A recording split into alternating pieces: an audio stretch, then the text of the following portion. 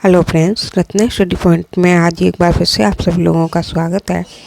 मैं आप लोगों के लिए लेकर आई हूँ इसी टेट में पूछे जाने वाले महत्वपूर्ण फैक्ट को। ईवीएस से लिए गए हैं। आज हम लोग जानेंगे रेड डाटा बुक के बारे में, ब्रेल लिपि क्या है ये भी जानेंगे, भाषा और उनके राज्यों के बारे में, नाव और उनके राज्यों के बारे में पढ़ेंगे, भोजन और खाद्य पदार्थों का संरक्षण कैसे किया जाता है ये भी जानेंगे, गोलकुंडा किला, पोचमपल्ली यात्रा आदि के बारे में आज हम लोग जानने वाले हैं। तो जुड़े रहिए और क्लास को पूरी देखिएगा। साथ ही साथ सभी लोग क्लास को लाइक, शेयर एंड सब्सक्राइब करेंगे। तो आइए शुरू करते हैं बिना समय बिताए क्लास को। इन टॉपिक से इसी टेट में हर बार 2 से 3 क्वेश्चंस आते ही हैं, तो क्लास को स्किप मत कीजिएगा, जुड़े रहिए हमसे। चलिए पढ़ते हैं। हमारा पहला पॉइंट टॉपिक है रेड डाटा बुक।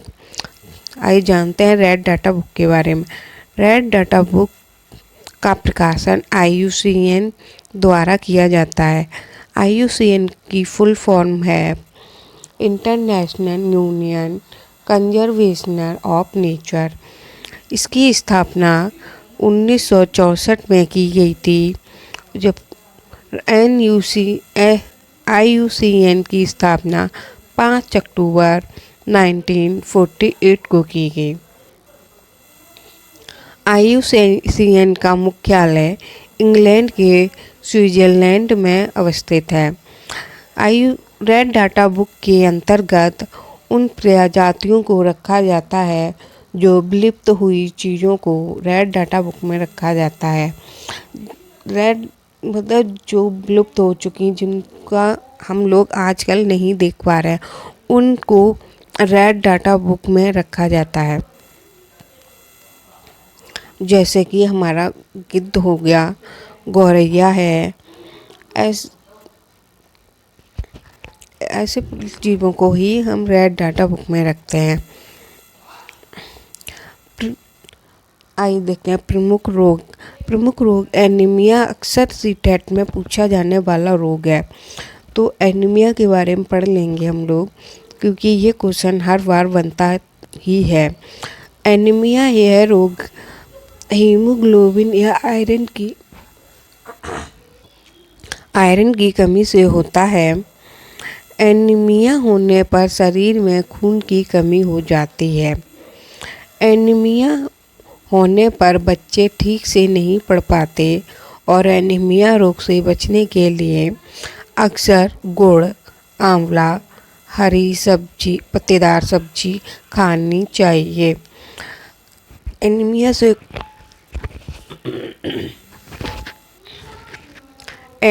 से कुछ इस तरह से क्वेश्चन बनेगा कि आपको क्वेश्चन एग्जामिनर क्वेश्चन में किसी बच्चे का नाम दे देगा, जैसे कि राधिका को उसके डॉक्टर ने हरे पत्तेदार सब्जी खाने के लिए कहा, तो वह किस बीमारी से ग्रसित है। तो उसमें कुछ ऑप्शन दे रखे होंगे, तो जिसमें से आपका एक ऑप्शन होगा गुड़, आंवला, हरी पत्तेदार सब्जी। तो यही वाला ऑप्शन राइट आंसर हो जाएगा। कुछ इसी तरह से इस टॉपिक से क्वेश्चंस आते हैं। आइए जानते हैं टूटता तारा क्या है। टूटते तारे के विषय में, टूटता तारा छोटे छोटे आकाशीय पिंड जब पृथ्वी के वायुमंडल में प्रवेश करते हैं तो हवाओं के घर्षण के कारण जलने लगते हैं। उसे ही हम टूटता हुआ तारा कहते हैं। ब्रेल लिपि जो लोग सामान्यतः देख नहीं पाते, उनके पढ़ने के लिए जिस लिपि का उपयोग किया जाता है वही लिपि ब्रेल लिपि कहलाती है। यह मोटे कागज पर नुकीले औजार से बिंदु बनाकर लिखी जाती है। ब्रेल लिपि की खोज लुईस ब्रेल ने 1821 में की थी। इस लिपि में मुख्यतः 6 बिंदु होते हैं। आजकल इसमें परिवर्तन हुए हैं। अब इसे कंप्यूटर की सहायता से भी लिखा जा सकता है।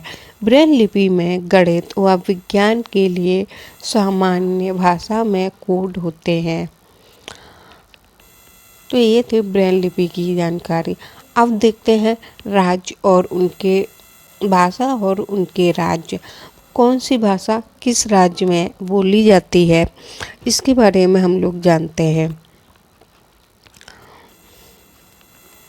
भाषा है मलयालम भाषा केरल लक्षद्वीप में बोली जाती है और मराठी भाषा महाराष्ट्र में बोली जाने वाली भाषा है। गुजराती भाषा गुजरात में बोली जाने वाली भाषा है। कन्नड़ भाषा कर्नाटक में बोली जाती है। मिजो अक्सर मिजोरम में बोली जाने वाली क्षेत्रीय भाषा है और कुड़ुक झारखंड की भाषा है। कोंकणी भाषा गोवा के मुंबई क्षेत्र में बोली जाती है और बोडो भाषा असम में बोली जाती है। तो ये थे भाषा के इम्पोर्टेंट क्वेश्चन। इनमें से एक क्वेश्चन भाषा से जरूर बनेगा। नाव और उनके राज्य के बारे में जानेंगे। नाव और राज्य। फेरी केरल राज्य की नाव है। शिमकारा भी केरल राज्य की नाव है। हाउस बोट जम्मू कश्मीर की नाव है। शिकारा यह भी जम्मू कश्मीर की नाव है। चांदी की सतह की विशेषताएं क्या हैं? तो आइए ये चांदी नहीं चांद है, टाइपिंग में मिस्टेक हुई है। चांद की सतह की विशेषताएं।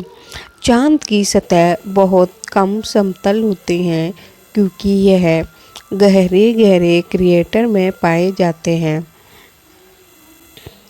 चंद्रमा की सतह बहुत कम पर ऊंचे ऊंचे पहाड़ भी पाए जाते हैं। चांद पर गुरुत्वाकर्षण पृथ्वी की गुरुत्वाकर्षण का 1/6 भाग पाया जाता है और चंद्रमा पर एक धूल का सागर भी स्थित है जिसे शक्ति सागर के नाम से जाना जाता है। आम के बारे में हम लोग जानेंगे। पूरे साल आम को खाने के लिए अलग अलग प्रकार की चीज़ें बनाते हैं जैसे अचार, आम पापड़, चिक्की आदि। आम का अचार पूरी साल चलता है। आंध्र प्रदेश में आम पापड़ को मामिड़ी तांडड़ा कहा जाता है। ये मामिड़ी तांडा आप लोग रट लेंगे क्योंकि ये अक्सर सीटेट में पूछा जाता है। मामिड़ी तांडड़ा बनाने के लिए बहुत अधिक आमों की ज़रूरत होती है। आम पापड़ बनाने में 4 सप्ताह का समय लगता है। आम के गूदे की परत तब तक सुखाई जाती है जब तक वह 4 सेंटीमीटर मोटी सुनहरी बिछौना की तरह ना रह जाए। भोजन और खाद्य पदार्थों का संरक्षण कैसे किया जाता है, आइए जानते हैं। आम को अक्सर संरक्षित करने के लिए उसका अचार, खटाई, जूस और टॉफ़ी आदि बनाकर उसे सुरक्षित कर लिया जाता है। दूध को उबालकर संरक्षित किया जाता है, जबकि हरा धनिया सुरक्षित रखने के लिए भीगे कपड़े में लपेटकर रखते हैं। पके हुए चावल को सुरक्षित रखने के लिए एक कटोरे में डालकर पानी के बर्तन में रखा जाता है। प्याज और लहसुन को सुरक्षित रखने के लिए खुले में रखते हैं, नमी से बचाकर। भोजन पकाने की विधियाँ। कौन सा भोजन किस विधि से पकाया जाता है, आइए जानते हैं। उबालकर अक्सर हम लोग दाल, चावल, आलू, अंडा, शकरकंद आदि को बनाते हैं। जबकि सेंक कर रोटी, ब्रेड, पापड़ सेंक कर पकाया जाता है। भूनकर आलू, शकरकंद, मक्का, चना, मटर, मूंगफली आदि को हम लोग भूनकर पकाते हैं। सब्जी, समोसा, आलू, मछली, पूड़ी आदि को हम लोग तलकर पकाया जाता है। यात्रा। दांडी यात्रा 12 मार्च 1930 को हुई थी। इसका स्थान साबरमती आश्रम गुजरात में है। इसके सदस्य 78 थे। इस दांडी यात्रा का कारण था अंग्रेजों ने भारत के लोगों को नमक बनाने पर रोक लगा दी थी।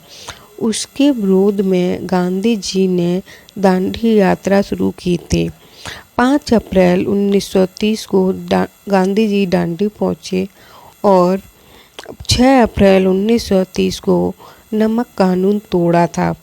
गांधी जी का कहना था कि जो चीज़ हमें कुदरत ने दी है उसे बनाने पर पाबंदी कैसी। आइए जानते हैं गोलकुंडा किले के बारे में। यह किला हैदराबाद में स्थित है। इस किले की दीवार एक भाग गोलाकार है जिसे बर्ग कहते हैं। इस किले में 78 बुर्ज हैं। 1580 से 1687 तक इस गोलकुंडा में कुतुब शाह शासकों ने शासन किया था और 12,000 ईस्वी में यह किला मिट्टी का बना हुआ था। औरंगजेब यहाँ आक्रमण करने आया था पर असफल रहा। लगभग 8 महीने तक किले के बाहर अपनी सेना के साथ रहा था। गोलकुंडा किले के अंदर टैंक, फुव्वारे भी मौजूद हैं। उस समय कांसा की बंदूकें बनती थीं। कांसा तांबा टिन से मिश्रित धातु है। कांस की चीज हजारों साल पहले से आदिवासी बनाते आए हैं। फतेह दरवाजा से कुछ भी बोलो तो राजा के महल तक सुनाई देता है। पोचमपल्ली। आइए पोचमपल्ली क्या है ये इसके बारे में हम लोग जानते हैं। पोचमपल्ली जिला आंध्र प्रदेश में है। इस जिले में ज़्यादातर परिवार बुनकर हैं, इसलिए इसे बुनाई को पोचमपल्ली कहा जाता है। सबसे पहले धागे पोचमपल्ली बुनाई के लिए सबसे पहले धागे की लड़ियों को उबले पानी में डालकर दाग और गंदगी साफ की करते हैं। फिर धागों को सुंदर रंगों में रंगा जाता है और सुखाकर उनकी गड्डियाँ बना ली जाती हैं। साड़ियाँ। आइए देखते हैं कौन सी साड़ी किस प्रदेश की है। पोचमपल्ली साड़ी आंध्र प्रदेश की है। कलमकारी साड़ी आंध्र प्रदेश की है। कांजीवरम साड़ी तमिलनाडु की है। चंदेरी साड़ी मध्य प्रदेश से है और केंदा साड़ी पश्चिम बंगाल से है। ये प्रमुख साड़ियाँ अपने अपने राज्यों की हैं। मधुबनी पेंटिंग है। कुल्लू की शॉल है प्रसिद्ध है। असम की सितक प्रसिद्ध है और कश्मीर की कढ़ाई प्रसिद्ध है। मलयालम। आइए जानते हैं किस राज्य में मलयालम में किसको क्या बोला जाता है। मलयालम में माँ की बड़ी बहन को बलियम्मा कहा जाता है। माँ की माँ यानी कि नानी को अमूवा कहते हैं। चाचा को चिटप्पन कहा जाता है और चाची को बुंजम्मा कहा जाता है। माँ को अम्मा कहा जाता है। पिताजी को अप्पा कहा जाता है। मलयालम में लद्दाख में माँ को आमले और पिताजी को अब्बाले कहा जाता है। जबकि दादा को मैमेले कहा जाता है। तो ये थे आज के महत्वपूर्ण टॉपिक। इन टॉपिक्स से क्वेश्चंस बनता है हर साल, तो जो भी हमने आपको बताया है इसको एग्ज़ाम में पढ़कर ज़रूर जाइएगा। आशा करती हूँ आपको क्लास पसंद आई होगी। क्लास को सभी लोग लाइक शेयर एंड सब्सक्राइब करेंगे। मिलते हैं अगली क्लास में। Thank you for watching.